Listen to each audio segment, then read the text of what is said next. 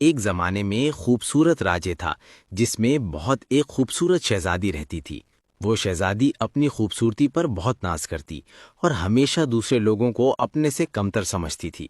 راجا اس بات سے بہت پریشان تھا کیونکہ شہزادی کسی بھی شہزادے کو شادی کے لیے قبول نہ کرتی تھی۔ اس کے لیے کافی زیادہ خوبصورت شہزادے آئے، لیکن وہ ہر کسی میں کوئی نہ کوئی خامی نکال کر انہیں ٹھکرا دیتی تھی۔ ایک دفعہ راجا نے شہزادی کی اس عادت سے تنگ آ کر بہت سارے راجے کے شہزادوں کو، جن کو وہ جانتا اور نہیں جانتا تھا، اپنے محل میں مدعو کیا تاکہ شہزادی ان میں سے اپنا جیون ساتھی چن سکے۔ تمام شہزادے محل میں پہنچ گئے اور شہزادی باغ میں پہنچی جہاں تمام شہزادے موجود تھے۔ شہزادی ایک کے بعد ایک شہزادے کو دیکھتی اور انہیں ٹھکرا دیتی۔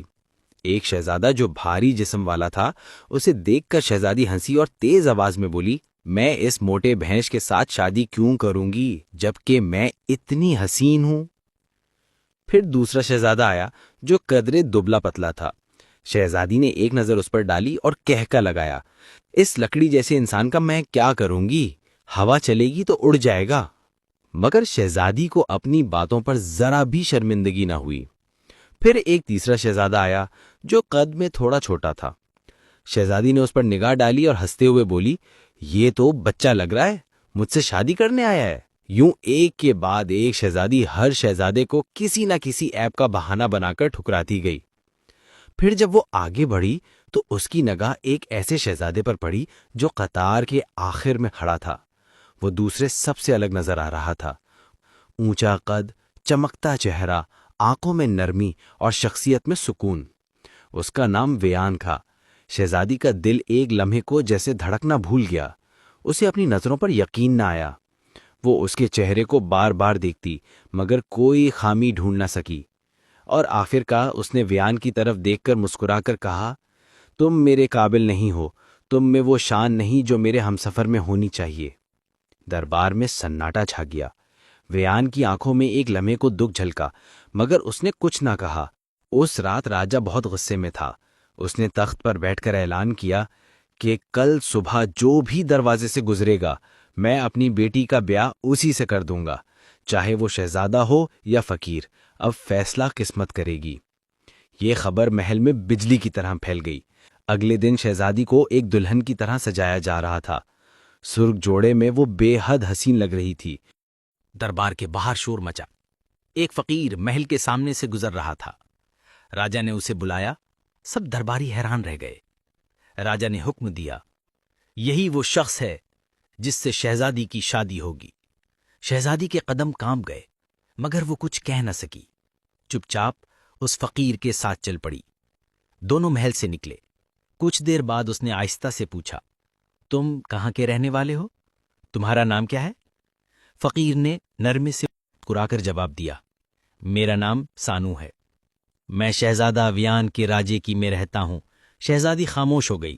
دل میں ایک ہلکی سی لہر اٹھی، جیسے کوئی یاد جاگ گئی ہو۔ چلتے چلتے وہ ایک سبز کھیت کے قریب سے گزرے۔ شہزادی نے حیرانی سے پوچھا، یہ خوبصورت زمین کس کی ہے؟ سانو نے مسکرا کر کہا، یہ شہزادہ ویان کی جاگیر ہے۔ یہ سن کر شہزادی کے دل میں چبھن سی ہوئی۔ پھر وہ ایک بڑے بازار سے گزرے۔ شہزادی نے پھر پوچھا، یہ کون سی جگہ ہے؟ سانو نے ہلکی مسکراہٹ کے ساتھ جواب کہا، یہ شہزادہ ویان کی جاگیر ہے۔ شہزادی کا دل اب بوجھل ہو چکا تھا۔ اسے اپنے غرور پر شرمندگی ہونے لگی۔ کچھ دیر بعد وہ ایک گاؤں میں پہنچے۔ گاؤں بہت خستہ حال تھا۔ کچے مکان، ٹوٹی دیواریں اور گرد و غبار۔ سانو ایک کمزور ٹوٹے پھوٹے گھر کے سامنے رکا اور بولا، یہ ہمارا گھر ہے شہزادی۔ شہزادی کے چہرے پر حیرت چھا گئی۔ وہ محل کی چمکتی دیواروں کی عادی تھی مگر یہاں صرف مٹی، خاموشی اور غربت تھی۔ گھر کے اندر داخل ہو کر اس نے ادھر ادھر دیکھا۔ نہ نرم بستر تھے، نہ خوشبوئیں اور نہ روشنی۔ سانو نے نرمی سے کہا، شہزادی اب آپ ہماری ملکہ ہیں، یہ جھونپڑی ہی اب آپ کا محل ہے۔ پھر اس نے ایک سادہ سا لباس نکال کر دیا۔ شہزادی نے حیران ہو کر اسے دیکھا کیونکہ اس کے بدن نے کبھی ریشم سے کم کپڑا نہیں چھوا تھا۔ پھر بھی اس نے وہ سادہ کپڑے پہنے۔ اب اسے خود سب کچھ کرنا اور سنبھالنا تھا۔ اگلے دن وہ اپنے شوہر کے لیے کھانا بنا رہی تھی۔ کیونکہ کبھی اس نے ہاتھ سے کام نہیں کیا تھا، چولہے کی آگ سے اس کا ہاتھ جل گیا۔ جب سانو واپس آیا تو اس نے کچھ نہ کہا، بس اس کا ہاتھ پکڑ کر نرمی سے بولا، شہزادی، کام آہستہ کیا کریں، میں نہیں چاہتا آپ کو تکلیف ہو۔ کچھ دن بعد اس نے کپڑوں کی مرمت کے لیے سوئی دی۔ شہزادی نے جیسے ہی سلائی شروع کی، اس کے نازک ہاتھ میں سوئی چبھ گئی اور خون بہنے لگا۔ سانو نے فوراً اس کا ہاتھ تھاما، آہستہ سے پٹی باندھی اور بولا، خیال رکھا کرے ملکہ، دنیا کے سب سے نرم ہاتھوں کو ابھی سختیوں کی عادت نہیں۔ شہزادی کے دل میں اس فقیر کے لیے محبت کی ایک ہلکی سی چنگاری جلنے لگی۔ اس کے نرم لہجے، خلوص اور صبر نے شہزادی کے دل کو چھو لیا۔ پھر سانو نے نرمی سے کہا، شہزادی، اب آپ ان گھریلو کاموں کو چھوڑیں، میں کل آپ کے لیے ایک اور کام لاتا ہوں تاکہ ہم اکٹھے گھر چلا سکیں۔ اگلی صبح اس نے ایک ٹوکری دی جو چھوٹے چھوٹے کھلونوں سے بھری ہوئی تھی اور بولا، شہزادی، آپ انہیں بازار میں بیچ آئیں۔ شہزادی بازار کی طرف نکلی اور وہاں پہنچنے کے بعد شہزادی آہستہ آہستہ چلنے لگی۔ اس کے چہرے پر اداسی چھائی ہوئی تھی۔ بازار کی چہل پہل اس کے لیے نئی تھی۔ وہ حیران نظروں سے ادھر ادھر دیکھتی رہی۔ پھر اچانک ایک چور آیا، اس کی ٹوکری چھین کر بھاگ گیا۔ شہزادی زمین پر گر گئی۔ شام ہوئی تو وہ خالی ہاتھ گھر لوٹی۔ سانو نے اسے روتے دیکھا۔ اس کے قریب آ کر بولا، پریشان نہ ہو شہزادی، میں کل محل میں جا کر بات کروں گا، وہاں میرے کچھ پرانے تعلقات ہیں، شاید آپ کو وہاں کام مل جائے۔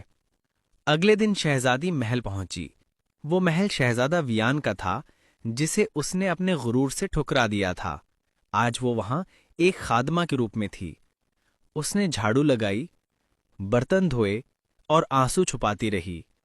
محل کی چمک دمک میں اب اس کے دل کی روشنی بجھ چکی تھی۔ اس نے دیکھا کہ محل میں گہما گہمی تھی، خادمائیں دوڑتی پھر رہی تھیں۔ شہزادی نے حیران ہو کر پوچھا، یہ سب کیا ہو رہا ہے؟ ایک خادمہ مسکرا کر بولی، بیٹی، تم نے سنا نہیں؟ شہزادہ ویان کی دلہن آ رہی ہے، آج سارا محل سجے گا۔ لو، یہ مٹھائیاں لو، خوشی کا موقع ہے۔ اچانک دروازہ کھلا اور شہزادہ ویان داخل ہوا۔ شہزادی کی سانس تھم گئی۔ وہی چہرہ، وہی آنکھیں جنہیں اس نے غرور میں ٹھکرا دیا تھا۔ شہزادہ اس کے قریب آیا اور سب کے سامنے اس کا ہاتھ تھام کر اسے ہال کے بیچ لے گیا۔ سب تالیاں بجانے لگے، موسیقی بجنے لگی اور وہ دونوں ناچنے لگے۔ لیکن اچانک شہزادی کا پاؤں پھسل گیا اور وہ گر گئی۔ سارا محل قہقہوں سے گونج اٹھا۔ شہزادی شرمندگی سے اٹھ کر بھاگی، لیکن شہزادہ ویان نے پیچھے سے اس کا ہاتھ تھام لیا۔ رک جاؤ شہزادی، وہ اسے ایک خوبصورت کمرے میں لے گیا۔ شہزادی حیران تھی۔ شہزادہ مسکرا کر بولا، کیا آپ نے مجھے پہچانا نہیں؟ میں ہی وہ آپ کا شوہر ہوں اور آپ میری شہزادی۔ شہزادی کی آنکھوں سے آنسو بہہ نکلے۔ وہ کچھ بول نہ سکی، بس اس کے سینے سے لگ گئی اور روتی رہی۔ آپ کے والد جانتے تھے اور وہ چاہتے تھے کہ آپ غرور سے نکل کر محبت کا مطلب سمجھیں۔ یہ سب اسی سچائی کو ظاہر کرنے کے لیے تھا۔ پھر خادمائیں آئیں، شہزادی کو تیار کرنے لگیں۔